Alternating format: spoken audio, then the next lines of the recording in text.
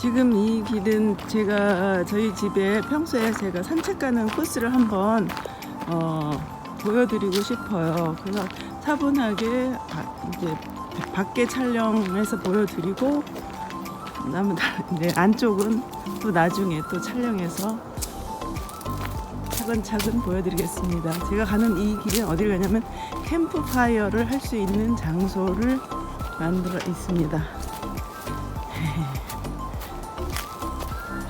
이제 여기서 불을 피우고 캠프파이어를 하는 겁니다. 이렇게. 보이시나요? 뜻 때문에 이게 캠프파이어 하는 저게 껍질 먹고 이런데 여기서 동그랗게 앉아서 하는 그런 데입니다. 다시 나가서 산책길을 안내해 드리겠습니다.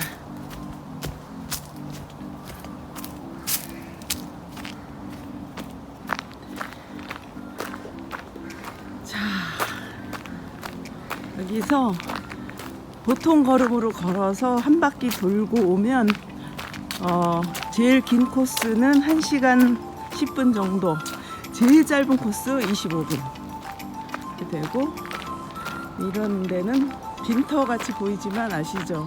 그 헤이, 건초를 생산해서 비워가지고 저렇게 말려가지고 건초 밭입니다.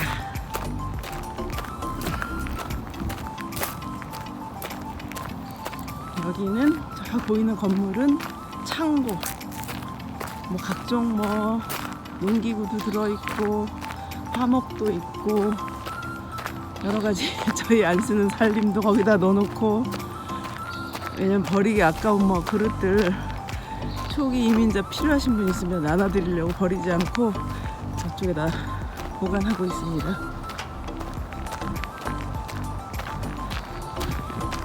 오늘 진짜 날씨가 좋네요. 지금 한 23도, 오늘 26도까지 올라가는데 정말 쾌적합니다. 산들산들 들고 저는 이렇게 제가 내려야 되는데 여기 앞모습 많이 예쁘죠?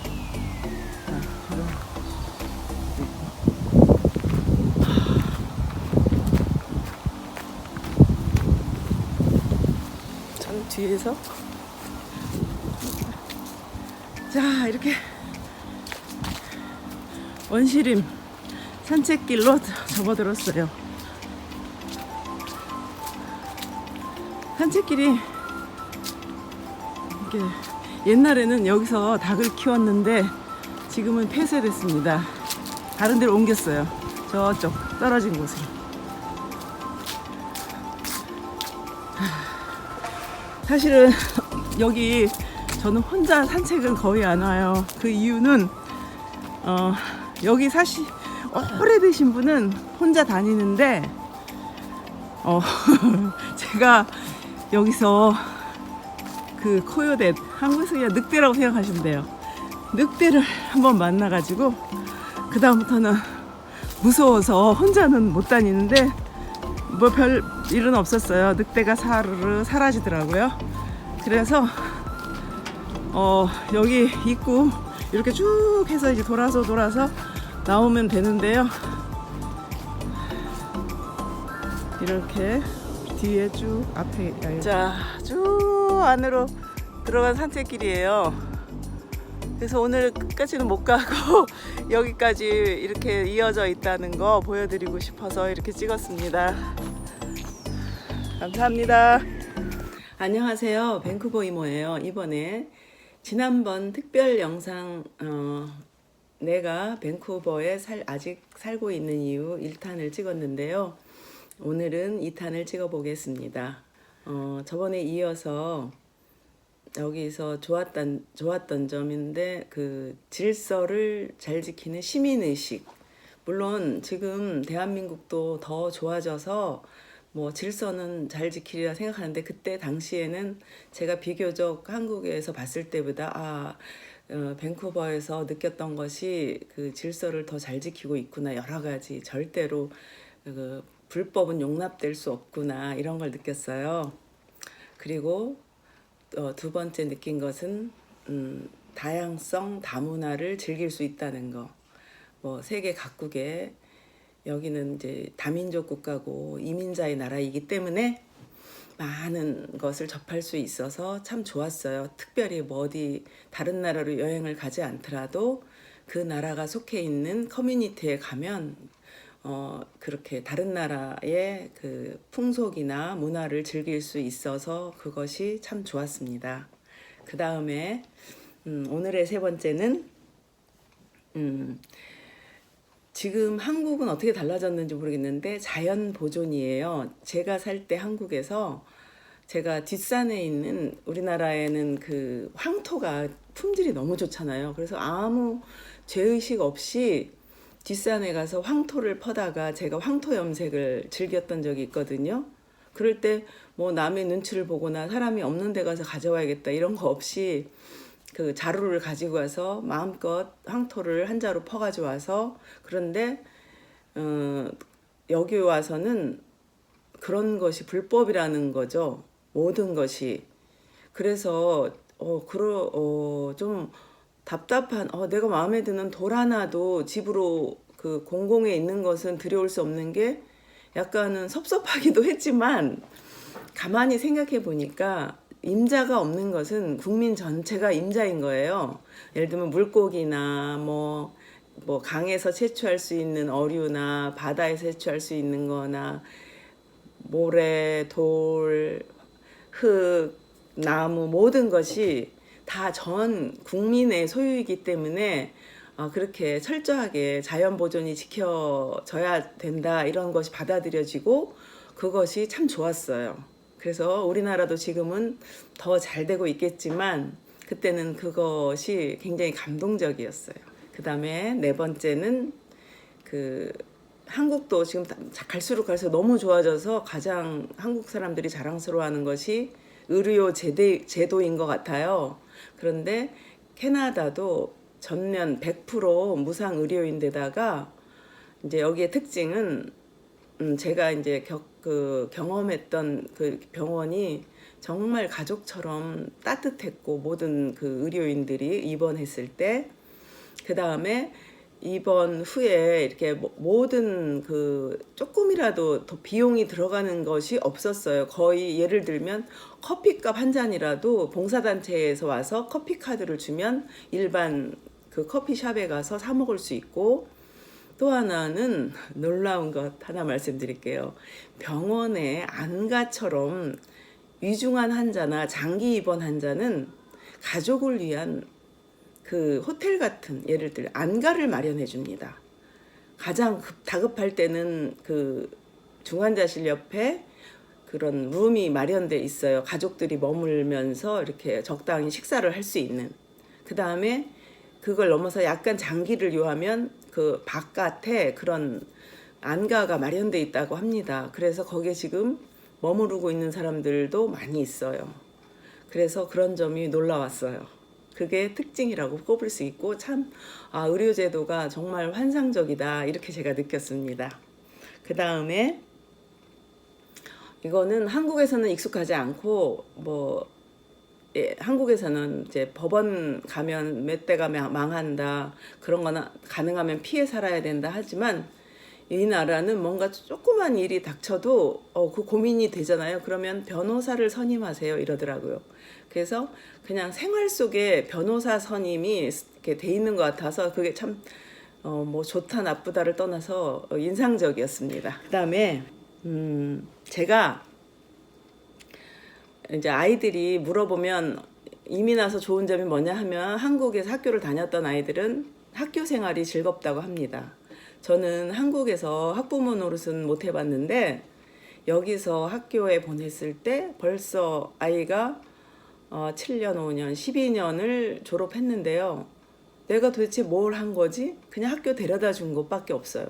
모든 것을 학사나 학교에서 일어나는 일이나 상담 이런 모든 거를 학교에서 책임져서 학교에 아이를 보내면 일단 학교에서 부모의 역할까지 다 해준다고 그렇게 들었어요. 그랬는데 정말 고등학교 졸업할 때까지 학교에서 무슨 특별히 뭐 이렇게 주기적으로 학생들이 어떻게 지내고 있다 알려주는 프로그램은 있어요. 학부모들을 초대해서. 하지만 전혀 애가 어떻게 벌써 졸업했지? 정말 고3 그런 거 없고 그냥 똑같이 9시부터 3시까지 학교 보낸 거 그거밖에는 한 일이 없는 것 같아요. 그래서 학부모로서의 학교 교육 제도도 정말 마음에 들었어요. 그 다음에 제가 이제 지금부터 제가 앞에 말씀드린 거, 1탄에 말씀드린 거, 또 지금까지 말씀드린 것 때문에 제가 태어난 조국에서 살지 않고 그 혜택을 보기 위해서 여기 살지 않아요. 제가 정말 감동적인 거는 지금부터 말씀드리는 겁니다. 소수자와 감동적인 거 첫 번, 소수자와 약자들이 살기 좋은 세상이라는 걸 느꼈어요. 오자마자.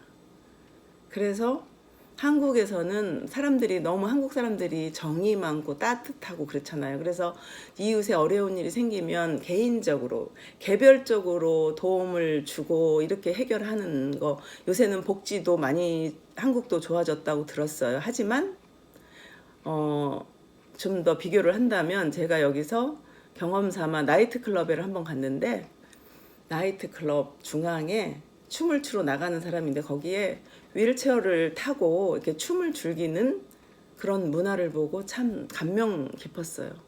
그 장애가 있거나 어려움에 처해 있거나 사회적 소수일지라도 너무 밝게 살 수 있는 상처 없이 살 수 있는 그런 사회 분위기가 정말 감동적이었습니다. 우리나라도 계속 그런 쪽으로 좀 많이 좋아졌으면 하는 바람이고 저도 많이 배우고 있습니다. 그 다음에 제가 굳이 해외에 살고 있는 이유 세 번, 넘버 3. 국제적 감각입니다. 아무래도 제가 여기 나와 살다 보니까 특히 죄송합니다. 외부 전화가 걸려와서 약간 그 영상이 끊어지는 점 이해 부탁드립니다. 그래서 제가 그 북아메리카에 살다 보니까 아무래도 국제 정세에 더 접하기가 쉽고 세계 뉴스를 접하기도 쉽고 해서 그 세계를 바라보는 눈이 한국에 있을 때 한국을 바라보는 시각, 세계를 바라보는 시각, 전체 나라를 바라보는 시각 이런 것들이 정말 더 이렇게 디테일하게 정리가 되면서 이해가 되면서 문제점을 느끼면서 이런 것들이 저하고는 좀 맞는 것 같습니다. 그래서 제가 굳이 해외에서 지금 현재 살고 있습니다. 그러면 넘버 2 말씀드릴게요. 왜 지금 살고 있냐면 국가의 위상입니다. 제가 1990년대에 영국에서 어느 대학 기숙사에서 한 달 동안 여행하면서 머무른 적이 있었어요. 그때 일본 사람들, 일본 학생 교사도 몇 명 있었는데 그 영국에서 영국 사람들이 대하는 태도가 일본 사람하고 한국 사람하고 너무 격차가 컸어요. 그때 마음이 너무 슬펐어요. 그 일본 애들을 개별로 보면 별로 잘나지도 않았는데 그 국가의 그때의 위상 때문에 차별을 하더라고요. 차별을 하고 우리나라에 대해서는 뭐라고 물어보냐면 그때 당시에 이제 시국이 어수선할 때였어요. 잠깐. 그때 걱정된다. 너희 나라 전화 안 해봐도 되냐? 정말 괜찮냐? 막 이렇게 물어봐 주는데 정말 슬펐어요. 그런데 우리나라는 그렇게 열심히 치열하게 서로 국내에서는 정치적 다툼도 많지만 그런 것들이 계속 그 발전의 토대가 되는 것 같아요. 그래서 갈수록 국가 위상이 한국의 위상이 높아지고 그러면 그럴수록 정말 어깨 힘들어가고 대접받는 것 같고 옛날에 왔을 때는 예를 들자면 그 제품에 있어서 한국 제품을 이렇게 선뜻 못 말했어요. 옛날에 90년대 이렇게 중반에서 뭐 초반 이제 2000년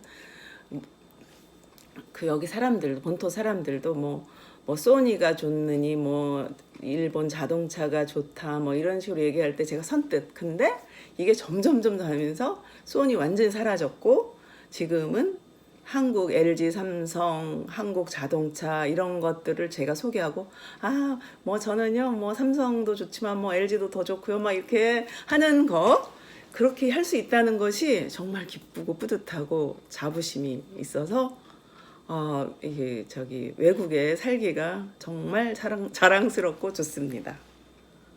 그런데 그것 때문에 굳이 사느냐? 짜자잔 짠. 넘버 원. 제가 이민을 오게 된 동기와 여기에 살고 있는 이유. 그거는 뭘까요?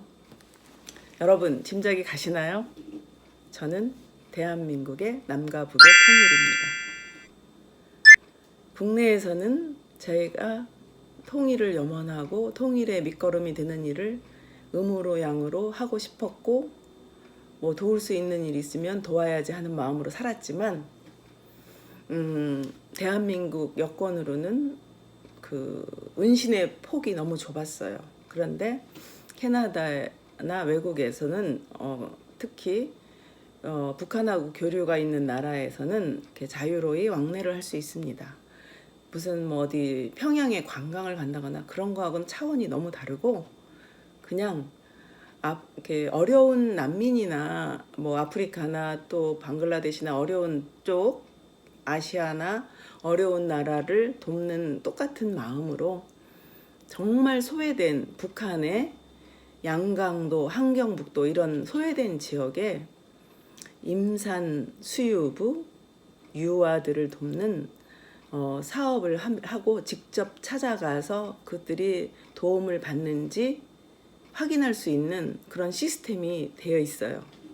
그래서 저는 그 일을 죽을 때까지 하고 싶어서 굳이 외국 그 시민권을 지금 따가지고 현재는 밴쿠버에 제가 살고 있지만 하고 있고 나중에 그런 정보들은 제가 또 알려드리겠습니다. 어떤 일을 했나. 왜냐하면 임산부 수유부가 이렇게 영양이 실조가 되면 정상적인 아이를 낳을 수가 없어요. 그리고 어린 아이 때 영양이 실조가 되면 제대로 성장을 할 수 없어요. 정치를 떠나서 우리 민족 같이 어떻게 보면 핏줄이고 어떻게 보면 먼 친척이고 우리 동포잖아요. 그렇게 영양 실조나 기아에 시달려서 죽어가고 있는 현실을 알면서 저는 가만히 있을 수가 없어서 순수한 민간 차원에서 직접 찾아가서 돕는 그런 일을 좀 하고 싶어서 제가 여기에 살고 있습니다. 그것이 가장 큰 이유예요. 뭐 날씨가 좋은 건 참 좋아요. 저도 날씨는 정말 중요한데 다른 제가 뭔가를 혜택 보기 위해서 밴쿠버에 살고 있는 게 아닙니다. 저는 그 대한민국의 발전과 또 하나 북쪽에 남아있는 고생하는 우리 동포들을 위하여 제가 목숨이 살아있는 한 그 일을 하다가 가려고 합니다. 여러분 감사합니다.